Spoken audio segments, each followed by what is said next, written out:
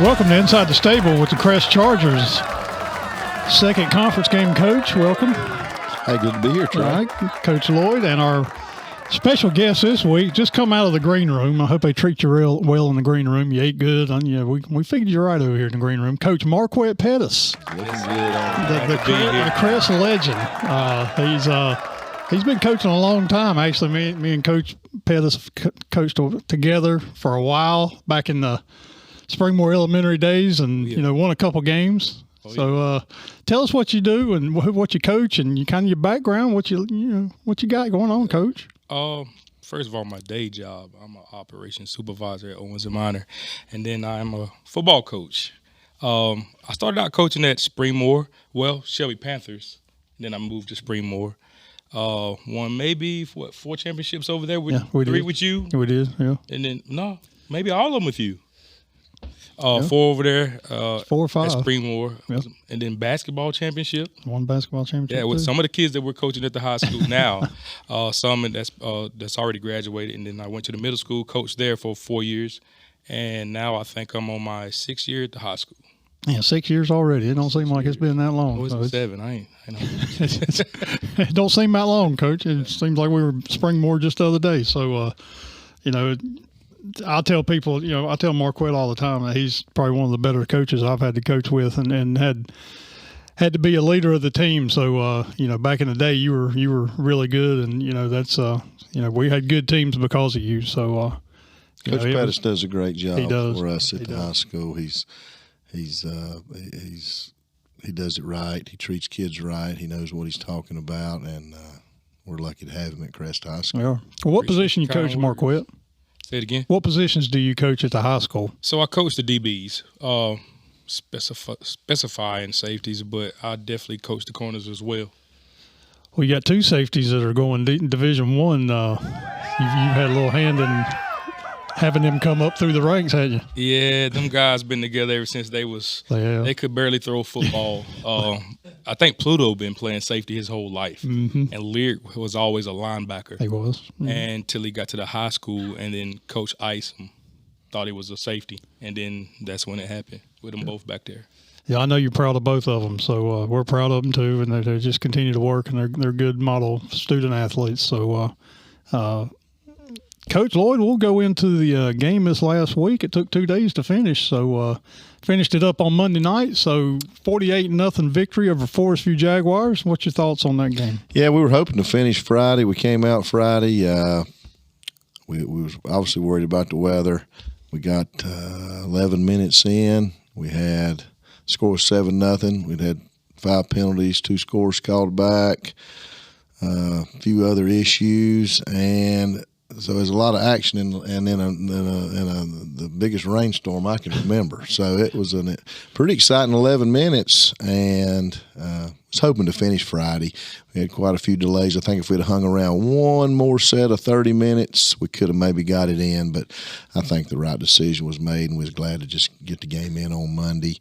Was pleased with the way we came out Monday and performed. I thought we did well in all 3 phases. The kids were pretty focused for a different situation, pretty empty stadium. We're just out there playing football and trying to have fun and get better, and I thought we did that, and just pleased with their efforts, and it was a good win. Yeah, it was that rainstorm was quite the sight. It pretty much flooded the sidelines in about 20 minutes, and it was coming down pretty hard. Yeah, when that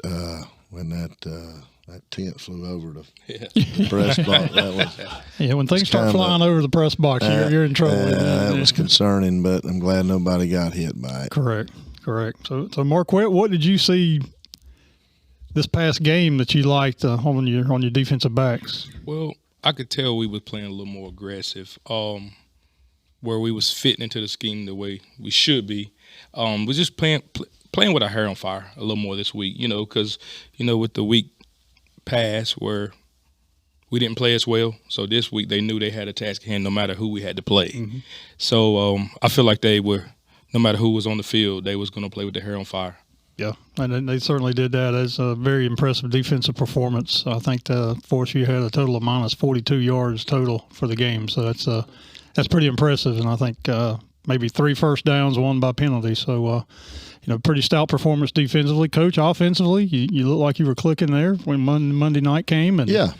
You had a special team score, so scored in all 3 phases. I know Coach Levine, he's thrilled to death when that special teams get a score. So well, we got some dangerous return guys for sure. We got good speed back there, and they kick it to us, and there's a good chance they're going to make something happen, and they did. And that's what I like about especially our punt return folks, whether it's Michael, Pluto, or Majay, they'll all catch the ball, and they hardly ever let it hit the ground and give a big old roll and lose field position. They'll get up there and catch it and try to make a play. So I like that they have the confidence to do that, and they do a really good job. I know in your kickoffs, I noticed this in I guess the scrimmages. It's there's not a place to kick it, I don't think. If I'm the opposing team, we got speed all over the field. So it's no matter what line you go to, you've got dangerous return people every line. We do. Kick return's a good group, and we normally get good field position out of it. We're going to continue with that. That's a big part of the game. It's a third of the game, and we need to be good in our special teams. And so far, we've been pretty good. Speaking of special teams, can you go into the decision and what the rule is on the free kick? Yep. Because people were asking me, and I said, we've done it before, years past. We've done it. It's just you don't see it a lot. No, you don't see it hardly ever. I've never been in a game where we did it. I've never seen it run live. I just know the rule, and you have to, if the other team punched the ball, if you fair catch it, you can call for a free kick from that point. You can line your kickoff team up. It can be put on a tee. It has to be held. It can't be on a kicking tee, but it can be held on the block. And if you make it through, it's worth 3 points. And you can YouTube it and watch some NFL teams do it. They've done it through the years occasionally. It doesn't happen very much, but that seemed like a really good time to do it. We had them backed up. We told the returners to fair catch the ball. We told the officials we was going to try a free kick because you just never know when these things could happen. And we've got a good kicker. And I think if we're 50 yards and in, just off the tee like that, I think he's got a fairly good shot to make it. And our chances, I think, are pretty good. Maybe if it's the last play of the half or something, to get out with 3 points.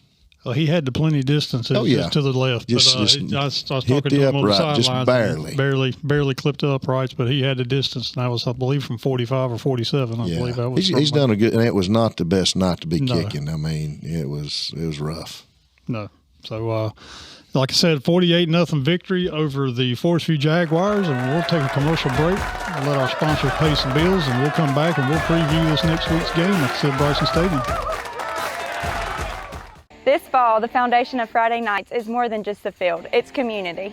At King Construction and Concrete, Shelby's hometown licensed contractor, we're proud to support the Crest Chargers all season long. Whether it's residential, commercial, or industrial builds, we pour strength into everything we do, promising professional expertise, experience, durability, and rising to excellence on every job, just like the Crest Chargers. At King Concrete, we offer custom work, such as stamped concrete, all flat work, curb and gutters, walls, and more. Contact us today for your free estimate. King Concrete says, go Chargers! Do you need a tree removed safely and professionally? Call Utility Tree Service, Shelby's trusted experts in tree removal, trimming, and plant health care for both commercial and residential customers. Whether it's storm damage, lot clearing, or just making space, we've got the equipment, the experience, and the certified ISA team to get it done right. And we're proud supporters of Crest High School football. Call Utility Tree Service today, where we know the saying, we're Chargers, we're better. We're Chargers, we're better. You are watching Inside the Stable with the Crest Chargers. Welcome back. At this time, we're going to go over our players of the week for the Forestview game. We'll start with Coach Pettis, the defensive player of the week, Coach Pettis. Okay, defensive player of the week. We'll go to Dakevius Sims, plays cornerback for us. Started for the first time this week and had a solid game. Had 2 tackles for a loss and a fumble recovery. And he covered very well on the back end. So I think Dakevius is definitely the defensive player of the game this week. And he had a solid week of practice as well. It seems like when I was watching, he was around the ball a lot Friday or Monday night, and it just he was there all the time. Like, you could see his number. You knew he was there, and he was close to the ball every time, every play. So, I'm not going to say much, but a defensive back coach is here, and a defensive back is the player of the game. Well, that's the way it should be. That's the way. Yeah, That's the way it should be. That's how it goes. So, them other guys are going to step up and play a little bit better. Hey, they got to do their job. That's right. That's right. Oh, switch to defensive back. Yes, exactly. Coach Lloyd, you got special teams player of the week? Sure. It's going to be Michael Edwards. Michael had a big game as in the return part of the special teams and did an excellent job. So, special teams player of the week, Michael Edwards. All right. So, now you're going to name the offensive player of the week also, Coach. Yeah, so that's going to be Jason Black. He started running back for us on Friday, did a nice job carrying the ball, caught a big pass out of the backfield, had a big long run, called back for a penalty, and I think he scored another touchdown. So he did a really good job Friday, and I think we're going to see a lot of great things out of Jason moving forward. That seems like he's settling in a lot better. Yeah, he's a weapon. He's just learning. Yeah. He's just now got here, and he's learning a lot of things we do, and it's just going to get better and better the more he works at it. All right, congratulations to all the players of the week. Now we'll move on to the enemy, I guess. The yearly duel with South Point Red Raiders. Now, I'm going to say this first. When you want it to rain, you either have the fair in town or you schedule South Point. Because we had a hurricane last year, and we've had rain 4 or 5 days here now. So, just if you want rain, just schedule South Point or go to the fair or have the fair come to town. So, Coach Pettis, what do you think about the offense of the Red Raiders? The Red Bone, they run it well. They have seasoned people on that side of the ball this year, and they seem just to keep rolling. Yeah, you got Patrick Blee at quarterback, and he's always a solid factor. And I'm not sure of the young man's name that's the dive back. He's a very solid guy also. Their wings are quick guys as usual, and they starting to pass it a little more. So they're starting to switch it up a little bit, and I think that adds another element to their offense. But it ain't nothing that we haven't seen and nothing that we're not going to prepare for. So I think overall they got a solid offense, solid team this year. But we should be ready. So as we know, South Point's the running team. Mm-hmm. They're mainly running. How do you coach the DBs that week leading into them? Like, hey, you got to stay in the game. You can't be out here just daydreaming because they're not going to pass it 2 or 3 times a game. I mean, they're going to run it, and they're going to pass it some, but they try to surprise you with the pass with 25 runs and then try to pop one wherever they do. How do you keep discipline? How do you keep their mindset in the game? I mean, that's a challenge. Yeah, they gotta understand their responsibilities and just have disciplined eyes. Understand what you're supposed to do versus the call, and you got to make sure you do your job. Mm-hmm. And just understand you still got a ball game to play, even though you might see one thing go a certain way. All of a sudden, they go pop a pass behind you. You have to stay locked in. Yeah, because everything they do looks the same from the start. Yep. And then you got to know what your assignments are. The assignment football, that's the words with South Point. So you got to stay home and know what you got to do. And like you said, trust your eyes and go at it. So, Coach Lloyd, their defense, what do we got on South Point this year on defense? Well, they're a 4-man front. They're a cover 3 team. They're aggressive. Their inside backers play downhill. They try to keep everything in front of them. They don't want to give up a big play. They tackle well. They're always good tacklers. I mean, that's they're very fundamentally sound, and it makes it hard. You got to be able to execute to move the ball on them.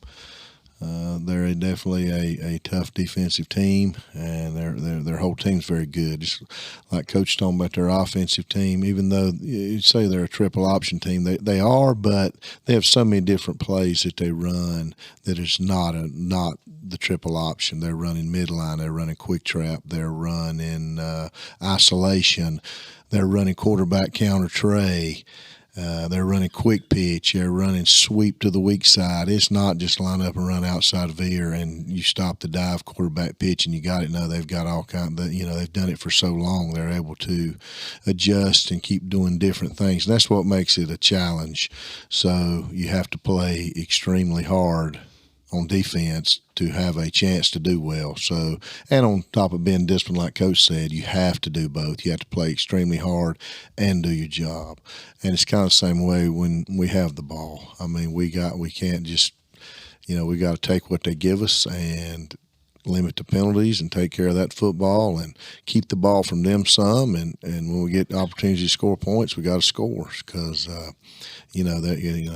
sometimes these games with them, the possessions are fewer, so it makes it more critical that you score when you have opportunities. So, and then special teams wise, I don't think they have quite as solid a kicking game as they do sometimes. They hadn't shown it, you never know, but they don't kick it quite as deep on kicks and stuff, and able to line up for field goals like they have in the past from long range. But they're all well coached. Like anything they do a good job, and it'll be a challenge.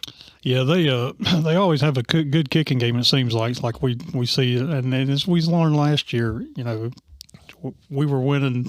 Crest was up 3 quarters in 8 minutes. In the last 2 minutes, we kind of let one slip. But, we went down there good. last year. We did. It was one of our better games, and ended up inexplicably found a way to lose the game, and it was kind of fluky in a way. But South Point made plays, give them the credit at the end.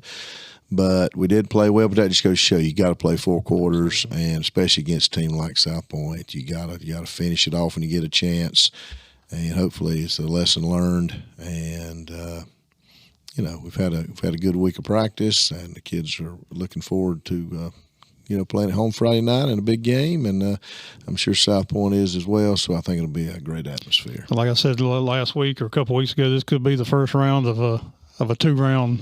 This year, with them both of the teams being 5A, and as a matter of fact, I think they're both ranked RPI 1 and 2 right now. So that doesn't happen often in the season. So it's going to be a huge game, and I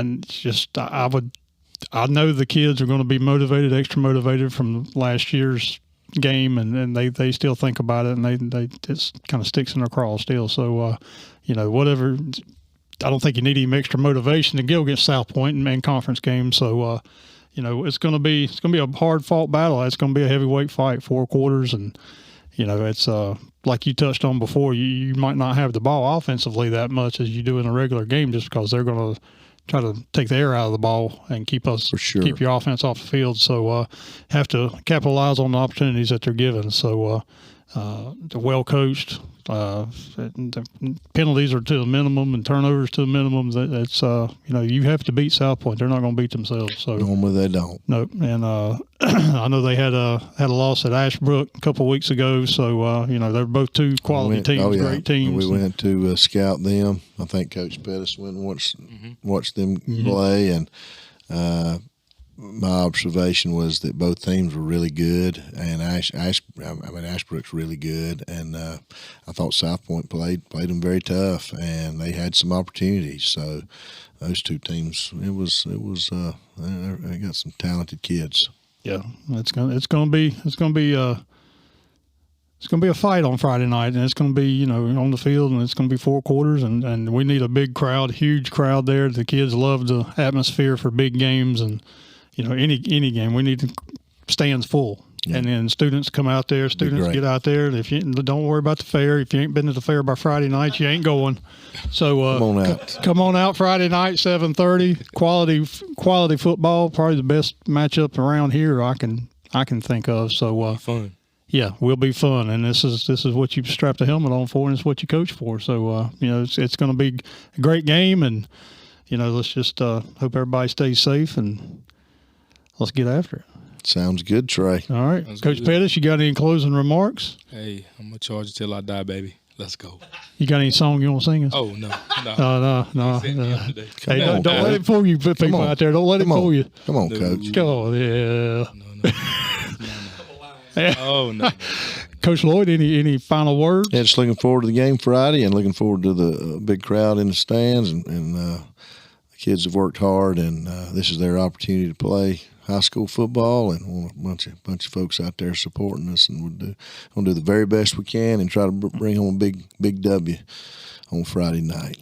And it's no fun to short week practice against South Point. It is not. It's not. Yep. It's the That's the way second it year is. in a row we've drawn the short straw That's there it. about preparation, but we're working hard and we'll be okay. Yeah, they'll be ready, I'm sure. So, folks, remember the half and half raffle is going on right now. The drawing will be October 17th, the North Gaston home game. So get your tickets now. I don't have a certain number that the money pot's on, but it's had a really good turn in last week. So it's getting up there. So also we will have the football toss. They're going to give Alan's truck away. They're not giving away the Good, Alan. Yeah, well, but that's nice of them to Thanks, donate Alan. that truck, aren't they? That's nice of you. $1 to win a truck. $1 to win a truck. That's really nice of you. Alan, if I win it, I'll sell your truck back to you. Yeah. I'll take it. Yeah. All right, ladies and gentlemen, see you Friday night. Be loud, be proud. Go Chargers. Go Chargers. Chargers.